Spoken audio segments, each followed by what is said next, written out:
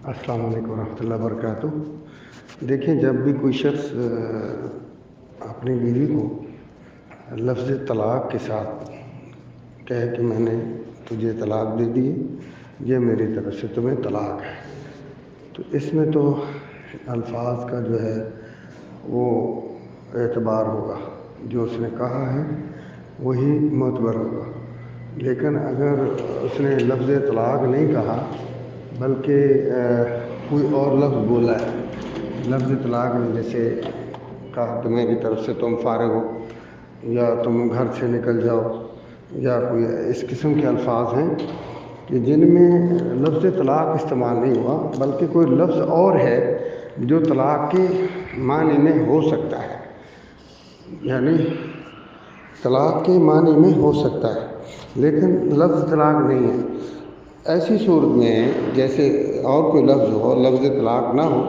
تو یہ جس نے لفظ بولے ہیں شوہر نے، اس سے پوچھا جائے گا کہ یہ لفظ بولنے کی تمہاری نیت کیا ہے، تم نے یہ الفاظ کس نیت سے بولے ہیں۔ جیسے اس نے کہا کہ میری طرف سے تم فارغ ہو، یا تم نکل جاؤ، دفع ہو جاؤ گھر سے، یا میں تمہیں نہیں رکھنا چاہتا، یا میرا آپ سے کوئی لنک نہیں، کوئی تعلق نہیں، کوئی بھی ایسے لفظ بولے ہیں جو طلاق کے نہیں ہیں لیکن ان سے مراد لی جا سکتی ہے، تو ایسی صورت میں علماء کا اس بات پر اتفاق ہے کہ شوہر سے اس کی نیت کے بارے میں پوچھا جائے۔ اگر اس نے کہا کہ طلاق ہے تو نیت میری طلاق تھی تو پھر طلاق ہو جائے گی، اور اگر اس نے کہا کہ نہیں میں تو ویسے دھمکی دی یا اس کو گھر سے نکالا ہے، طلاق مراد نہیں ہے، تو اس کی نیت مانی جائے گی، جو وہ کہے گا وہی اسی کا اعتبار کیا جائے گا۔ اور دوسری بات یہ ہے کہ اگر اس نے یہ کہہ بھی دیا ہے اور وہ کہہ رہا ہے کہ میری طلاق ہے، تو اگر یہ زندگی میں پہلی بار اس نے یہ کہا ہے تو ابھی بھی اس کو یعنی رجوع کا حق حاصل ہے۔ تیسرا حیض آنے سے پہلے طلاق سے لے کر تیسرا حیض آنے سے پہلے وہ اس سے رجوع کر سکتا ہے،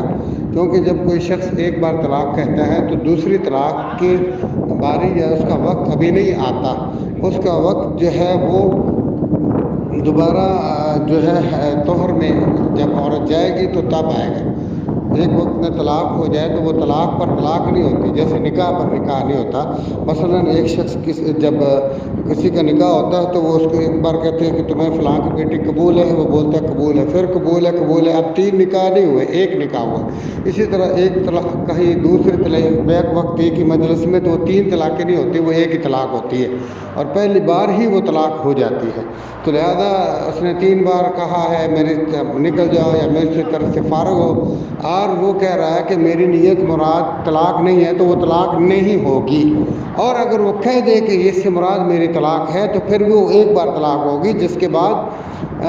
3 حیض مسلسل آنے تک والمطلقات یتربصن بانفسہن ثلاثۃ قروء، عورت 3 حیض تک اس کا ویٹ کرے گی کہ وہ اس کو واپس لانا چاہتا ہے یا چھوڑنا چاہتا ہے۔ اگر وہ نہیں لانا چاہتا تو تیسرا حیض جب وہ غسل کر لے گی، اب یہ عورت پہلے کی زوجیت سے نکل جائے گی۔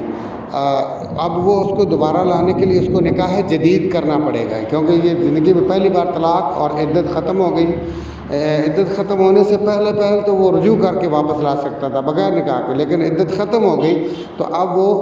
نکاح جدید سے اس سے رجوع کر سکتا ہے۔ اسی طرح کا ایک اور زندگی میں چانس ہے، اللہ تعالیٰ قرآن مجید میں فرماتے ہیں الطلاق مرتان، کہ 2 بار اس قسم کی طلاق ہے، طلاق دو اور رجوع کرو، پھر طلاق دو اور رجوع کرو، ٹھیک ہے۔ یہ نہیں ہے کہ طلاق پر طلاق، طلاق کے بعد رجوع کی باری آتی، طلاق کے بعد طلاق کی باری نہیں آتی، یہ بات ذہن میں رکھیں۔